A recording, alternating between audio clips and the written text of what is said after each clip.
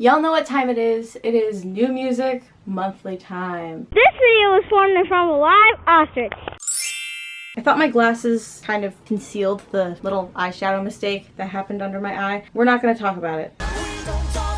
The little eyeshadow mistake that happened under my eye. Don't talk about it. If you comment about it, I will cry. Y'all know the drill. I've got some notes. Time to talk about the new music that came out in July. Before we start, it's disclaimer time. Don't let music reviews skew your opinion on whether or not you want to listen to a song or not. I would say listen to it anyway. I'm trying to get you to listen to these songs whether I liked them or not, because if I liked them, obviously I want you to listen to them, but if I don't like them, I want you to have this point of view of like, oh well, she didn't like it, well I want to see what it's like, let me go listen to it.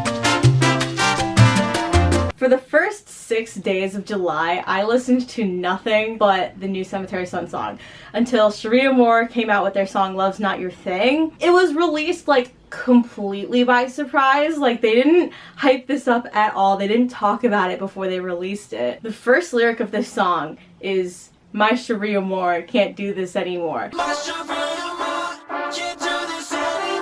They name dropped themselves. I don't know if that's completely true because they said, "You guys want to know how we got our band name? Stream Love's Not Your Thing." I can't tell if they're joking or not. Did they name drop themselves or did they write the song then name the band? I don't know. There's a lyric. This sounds so familiar to me, like the melody. "You got me going crazy, baby." I don't know what that melody reminds me of, but it reminds me of something. And it's been obviously almost a month and I still don't know what it's from or what it reminds me of, and that angers me a little bit. Trey plays trumpet on this song. I think it's trumpet. He plays a horn of some sort, but I think he said trumpet. And it's so iconic. We stan. So my last note for this song was that I covered it. And Trey said that I hit some notes better than he did. So that was a fucking lie. I don't hate that cover, but there's no way I hit notes better than he did. He's the one who sings the song. So the next song is from July 7th, Waterparks, Sabotage.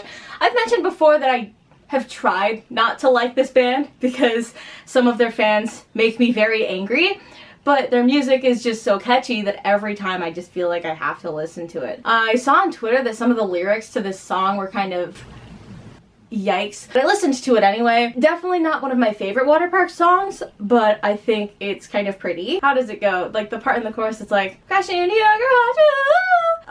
I think that's pretty. Fun to sing. I don't think I've ever sang it before until just now, and I think it's fun. So I actually wrote the notes for this song like last because I forgot that it came out this month. It's Beaches by Diva Bleach. They were teasing the chorus on TikTok a lot, and I'm like, wow, this sounds like a bop. And I listened to it. The verses sound nothing like the chorus, which obviously, like, I know how song structure works. Like, the verses aren't gonna sound exactly like the chorus. But I feel like the verses and the chorus, like, don't fit together in my mind. Like I said, I'm not like a music journalist. I don't know music theory. I am just a kid who listens to music. Don't attack me, please. But that's just my opinion. I still think it's a really pretty song. I have it in a playlist called, what did I call it? I think it's like the only songs that are allowed to be described as glittery or sparkly. Going back to Sabotage, Waterparks fans describe their music as glittery and sparkly all the time, and it's not always glittery and sparkly. Waterparks fans, please find a new adjective. Okay, sorry. So the next song was released on July 13th and is Tattoo by Young Culture. I heard them tease this song on TikTok and I'm like, yeah, I'm covering this. And then I did, and it got 3 views. From the teaser on the TikTok, I thought I would be able to memorize the lyrics very quickly. I memorized the lyrics to Distracted by Honey Revenge and Break Me Down by Cemetery Sun in like a weekend. It took me, I think, a couple weeks to memorize Tattoo. I think my favorite part of the song is the na na na na na na na na na na na na. Whoa. Very fun to sing, very fun. It's a very pop punk, summery jam kind of thing. I feel like I've been like low-key following 5 Seconds of Summer's stuff just because, like, by association, some of the people I follow on Twitter who also like some of the bands I like also like 5 Seconds of Summer. So on July 13th they released Blender. I saw it kind of teased on Twitter. I think they performed it a couple times and then like dropped it out of surprise. I don't know. Like I said, I'm not like a huge fan of 5 Seconds of Summer. I'll probably listen to their new album and include it. I think it comes out in September, so the new music September video, I'll probably include it. But I'm not like a huge fan of them, so I don't know like what goes on. I definitely think the chorus is better than the verses in my opinion.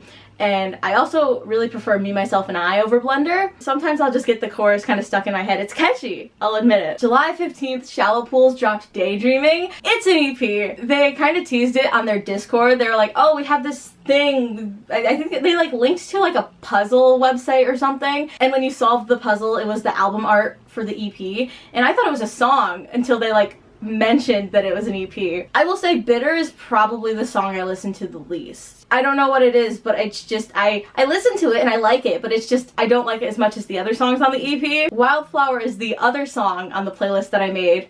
That's the only songs that are allowed to be described as glittery or sparkly. Normally I don't like describing songs that way because that adjective is everywhere, Parksies. But it's just, it's glittery. It's like it's a pop song. When you think of pop music, Wildflower is a song that would come to mind. So I didn't really write notes about Everything Is Fine, but this song is very important to me because I learned the dance to the song.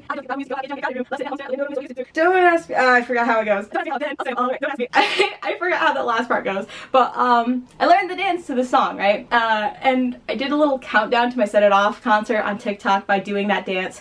And I mentioned them about it on Twitter and they saw it. And then night of the show, I did the dance in the crowd and they saw me doing the dance in the crowd and Glynis danced with me. I have a video of it, but like you can't see me in the video, but Shallow Pool sent it to me knowing that it was Glynis doing the dance with me, so that's all that matters. And then when I met them, they told me that they saw me doing the dance in the crowd, and it's like, man, I don't know. It makes me happy, and that song has a lot of meaning to me. Circles, this was my first release as a Shallow Pools fan. If you know me, I'm very sentimental about that kind of thing. Like, when I start becoming a fan of a band, the first song that they release while I'm a fan is important to me. That's just like a little sentimental thing that my brain does. But I already talked about this song in last month's video. Heavy on My Heart. They played this one live. I remember when the EP was released and I'm like, Shallow Pools played 2 new songs at their show. What was the second one? Was the second one on this EP? Because I knew the first one was Circles. And then I listened to Heavy on My Heart and I'm like, this one kind of sounds familiar. So I went back to my vlog and I luckily recorded it because nobody was telling me. And yes, they played this one live. I don't know if I'm allowed to say this, but I'm gonna say it anyway. I'm probably going to be auditioning for a local talent show with this song. I'm gonna be working on it in a vocal lesson with Josh on Thursday. I don't know what day I'm releasing this video, or posting this video, I guess I should say. What's today, the 2nd? So, I'm doing a vocal lesson on the 4th. I don't know what day I'm posting this, so there you go. And if that vocal lesson goes well, then I'm going to be auditioning for the local talent show with Heavy on My Heart. July 15th, No Love for the Middle Child, Stan Atlantic, and 0936 released a song called My Friends. It's a banger. I don't listen to it a lot, to be honest. I feel like I should listen to it more. I do think that Andrew and Bonnie's voices like work together. It works well. A little disappointed that Cemetery Sun did not make a song with Stan Atlantic because No Love for the Middle Child toured with Stan Atlantic, Cemetery Sun toured with Stan Atlantic. I think Cemetery Sun and Stan Atlantic collab would slap, but this is not about Cemetery Sun, this is about No Love for the Middle Child. The only other note I have about this song is that I love like the techie parts of No Love's music.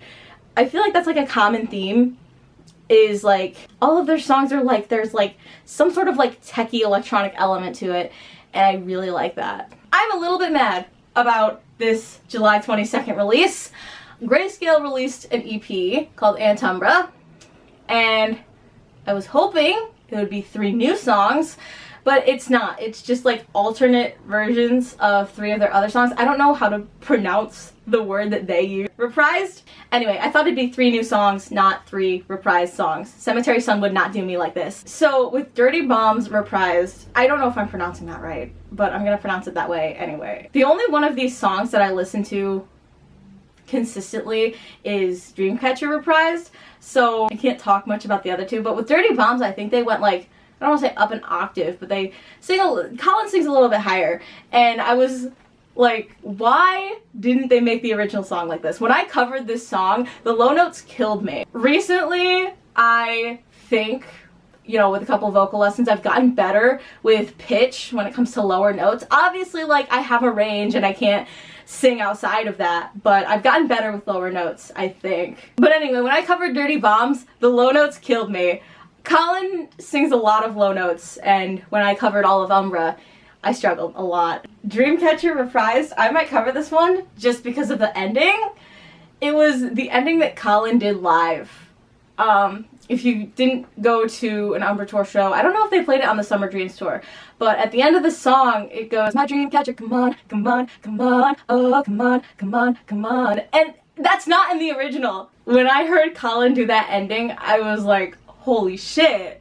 So then when I heard it on the actual song, I was like, holy shit. They kind of turned over now into a ballad. Like, the lyrics were sad, but when you add the sadder, like, the music, the instrumentation, it makes it so much different. So much more different is what I was trying to say. If I had a nickel for every time that a band released a single on July 28th and the cover art was the actual artist as kids, I would have 2 nickels, which isn't a lot, but it's weird that it happened twice, right? It's Kids in America featuring Grayscale, My Youth is Wasted. I'm gonna be honest, I'm not a huge fan of this song. I don't know what it is. It kind of gives like early 2000s pop punk, but I still don't love it. I also still don't know if any of the members of Kids in America sings in this song at all, or if it's just Colin. But it also like doesn't, obviously it's not gonna sound like a Grayscale song, because it's not a Grayscale song, it's a song that they featured on. But it doesn't sound right. It sounds like Walmart brand Colin or something. I don't know. So the last song in my notes is Help by Flight Risk. Steven, the person who drums for Cemetery Sun on their tour sometimes, is in Flight Risk. So he was posting about this song on his Instagram story, and they kind of teased it a little bit, and I'm like, ooh, I don't know if I'm gonna like this, but should I listen to it anyway? Like, he drums for my favorite band. I should support him, kind of, maybe? I don't know. I listened to it and it had to grow on me, but now I like love it. I'm probably gonna cover it once I learn the words. So that is it for the new music in my radar for July.